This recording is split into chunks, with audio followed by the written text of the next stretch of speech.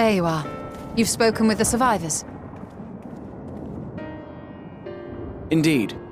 We thought to share what we have gleaned, that we might together gain a greater understanding of present circumstances.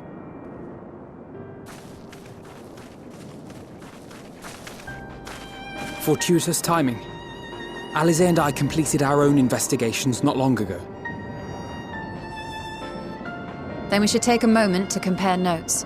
Shall we begin with the two of you?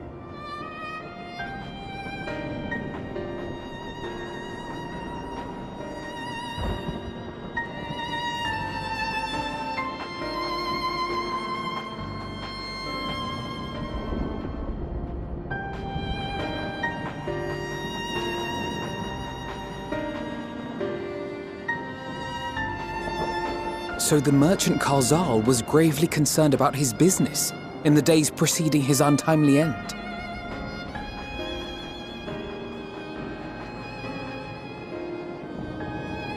The tales we heard were much the same. The first victims to be changed into blasphemies were all overcome with anguish of one manner or another. Then those who saw their loved ones stolen before their eyes succumbed to a similar panic, setting in motion a chain of transformations. Fear, unease, despair. These negative feelings serve as a catalyst. If so, then it is not unlike the calamity that befell the ancients. With their creation magics, they unwittingly gave form to untold horrors. Had they simply lost control, surely it would have manifested in many forms, not all of them monstrous. Yet somehow, this phenomenon is triggered solely by the darkness in their hearts, a common thread with what we now witness. Common, but not identical. While the beasts the ancients faced were forged with magic alone, those of today are born of sentient beings. Why remains to be seen, but there is one fundamental difference between us and our predecessors. Our souls are sundered, whereas theirs were not. Perhaps that single variable makes all the difference. If I may, there was another detail that troubled me. We have it on good authority that Karzal's transformation took place before the skies began to burn. What? If that's true, then the situation's more dire than we realized. It means even if there's no ominous sign presaging the final days, anyone, anywhere, has the potential to become a beast. Even in lands we thought safe, even as we speak.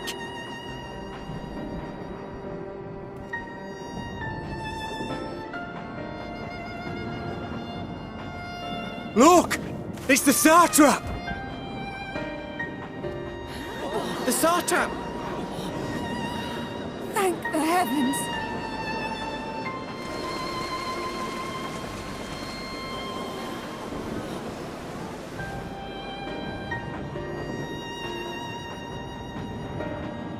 My countrymen, I am relieved and heartened to see you strong and safe.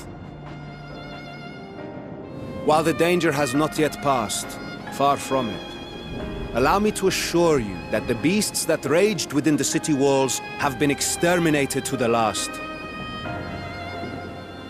Outside this sanctuary, the brave men and women of the Radiant Host and our dragon ally continue to battle our unholy foes. I pray these tidings put your minds at ease and help you calm your hearts. Have faith that we shall soon conquer this terrible trial. Your Excellency, is there any word from Balaga's stand? My grandson was bound for there yesterday, and I worry for his life. We are still awaiting a report, but I promise you, as soon as I have aught to share.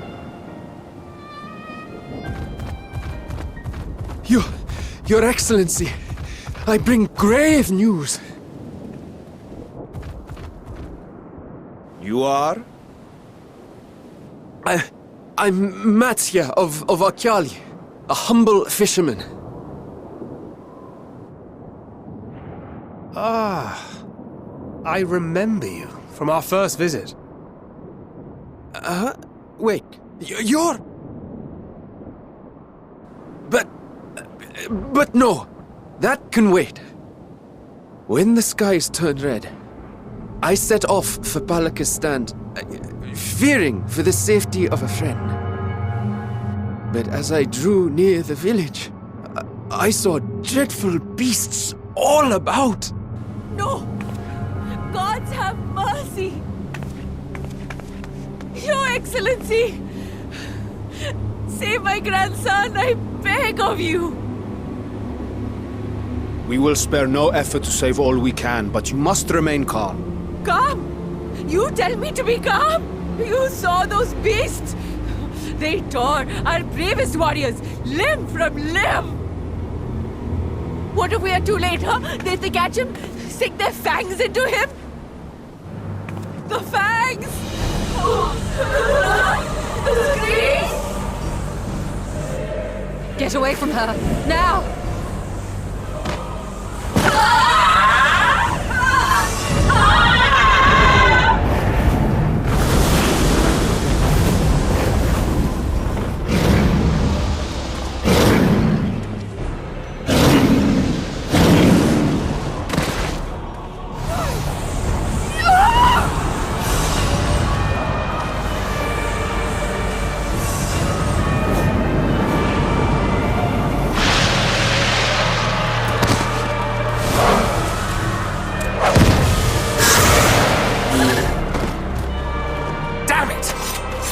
Kill them before it spreads! We'll handle this. See the townspeople to safety.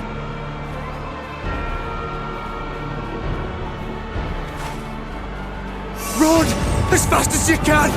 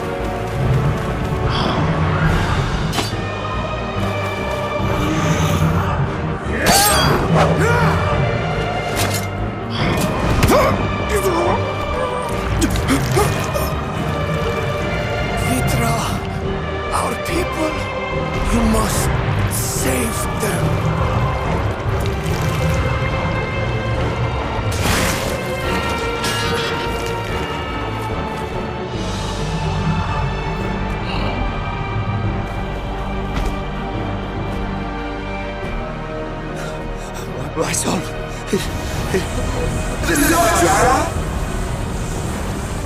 Enough! You must run. For their sake and your own.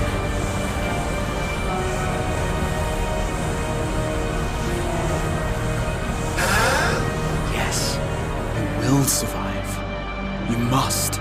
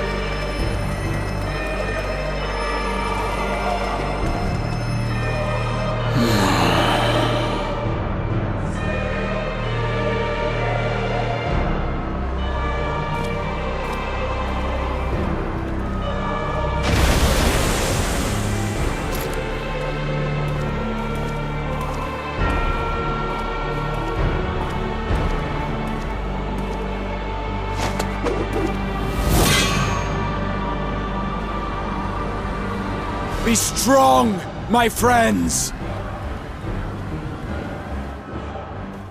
Fear not, for we will defeat these abominations!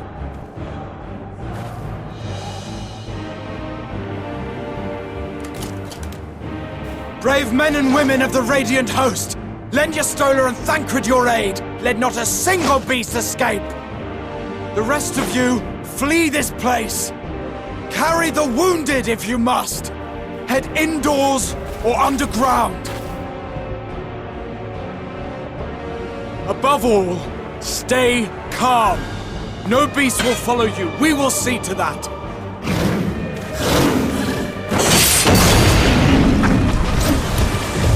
Alphino! Alize! Leave the city to us, and make for Palaka's stand at once! Matya, show my friends to the village! I promise you, they're more capable than the host's finest! Right! Go with them, will you?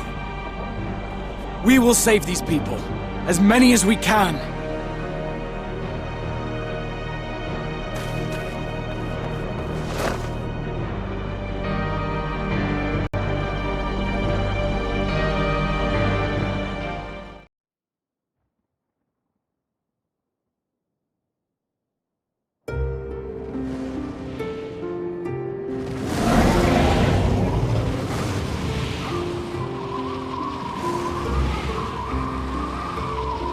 No more enemies to trouble us here.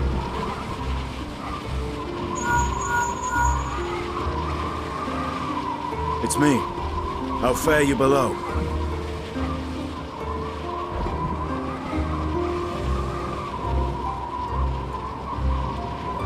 Understood. I will inform Vritra. Chaos and panic sweep Raz-at-Han, and many more have succumbed to the transformations. Amidst the fray, Ahawan fell, protecting a grief-stricken father.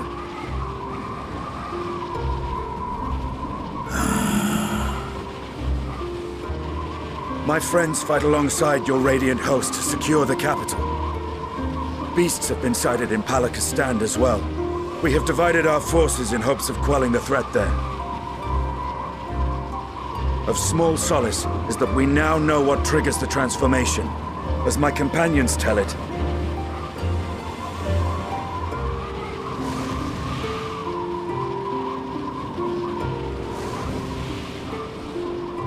So it is the very fear and despair in their hearts which inflicts this abhorrent punishment upon them.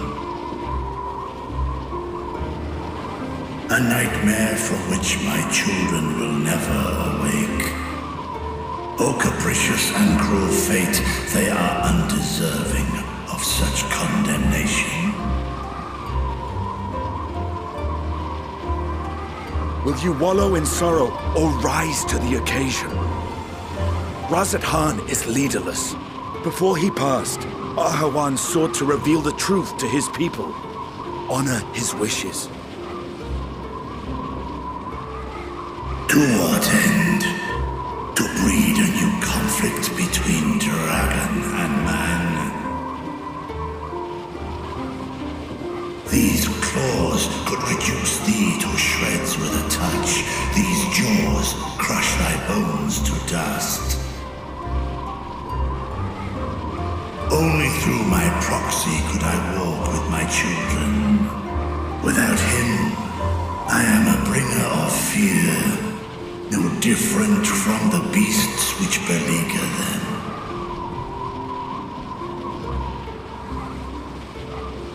Perhaps so. Only in death were Hraesvelgr and Shiva united. Indeed, whenever man and dragon have come together, death has ever been the inevitable result. It was our fear of your kind that sparked a nigh-endless war. Fear and hate of which Nidhogg drank deep as he laid waste to my homeland.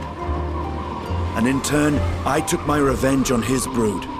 Blood for blood, pain for pain. I thought nothing of theirs, only of mine. yet. Were the chasm between us too vast and too deep, Hraesvelgr would not have borne Isael to battle and our rescue. He would never have entrusted a mortal champion with one of his eyes, and the Dragonsong War would still rage on. And I would still wage a never-ending war of violence and vengeance.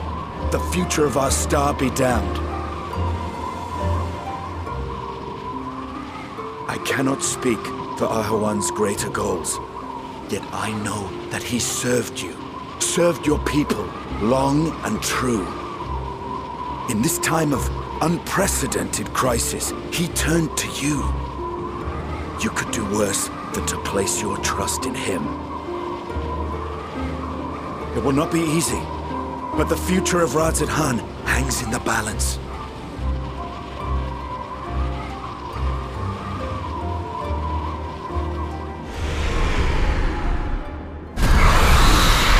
We have company.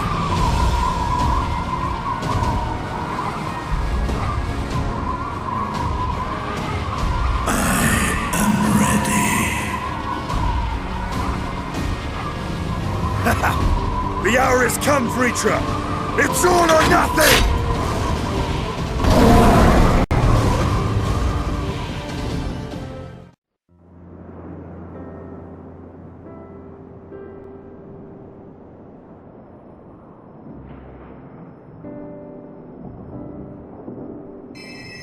Courage, friend. The pain will pass. Has anyone seen Mevan?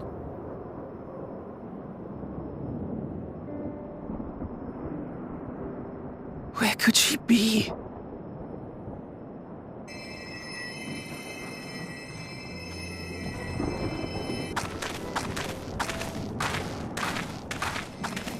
We've dealt with all the blasphemies, and made certain no villagers are still in hiding. Good work.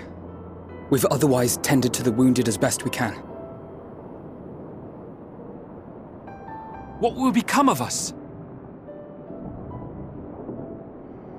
Help is on the way, surely. We may have to abandon our homes now, but we will return, someday.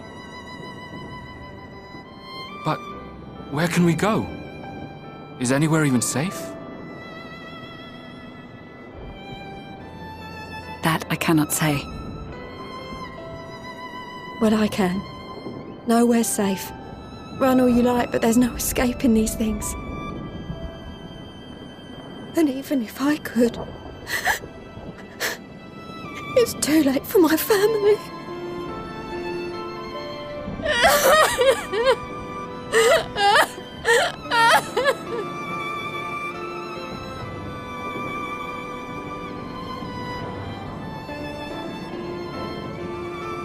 This isn't good. The more they dwell on the tragedy, the more likely we are to lose them too.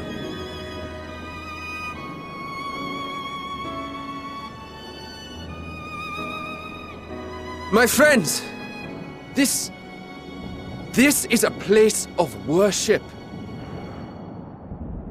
Should your heart quake with sadness, cast your mind to the heavens and remember. Remember the teachings of the old gods. Did they not implore us to stand fast when waves of sorrow break against our shores?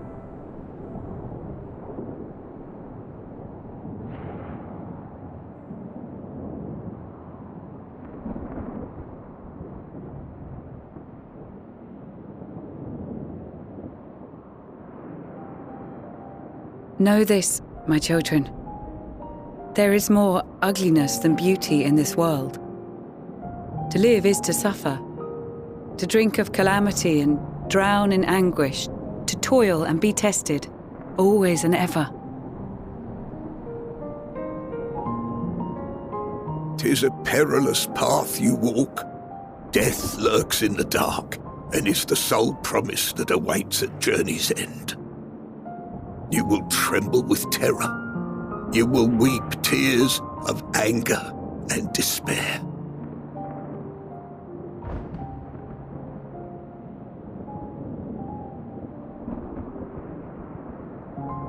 But do not avert your eyes. See your life for what it is. Then will you see how the hardships make you strong.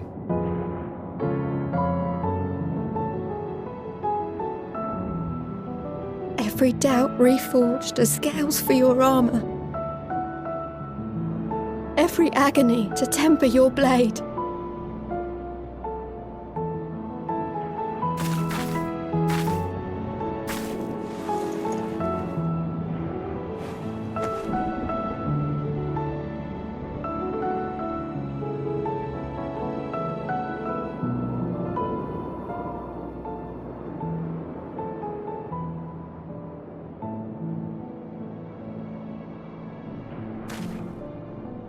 Thank you, lad. We'd almost forgotten who we are.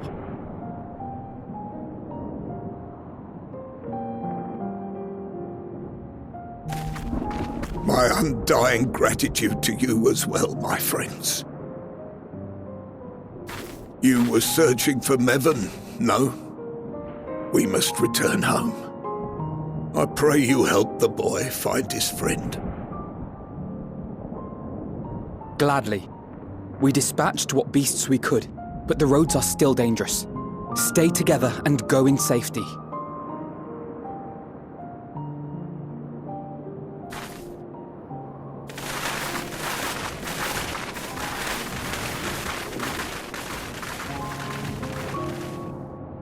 That was very impressive, what you did back there. Those words seem to resonate with your people. They should. They were the first spoken unto our ancestors by the divinity of legend.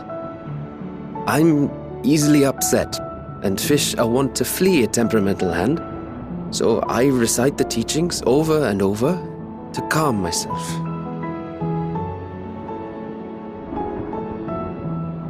They're lovely and inspiring to hear, though I imagine they were born of great misfortune. They are born of life. There's as much bad as good in it. More, many would attest. All the more reason to appreciate the good when you can. I won't argue with that.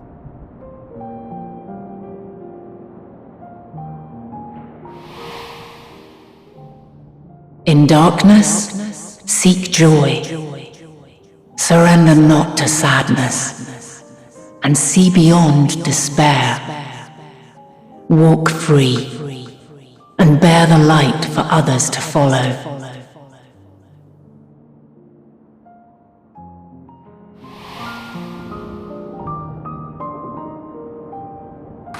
And with that, let us see if we can't find Mervyn.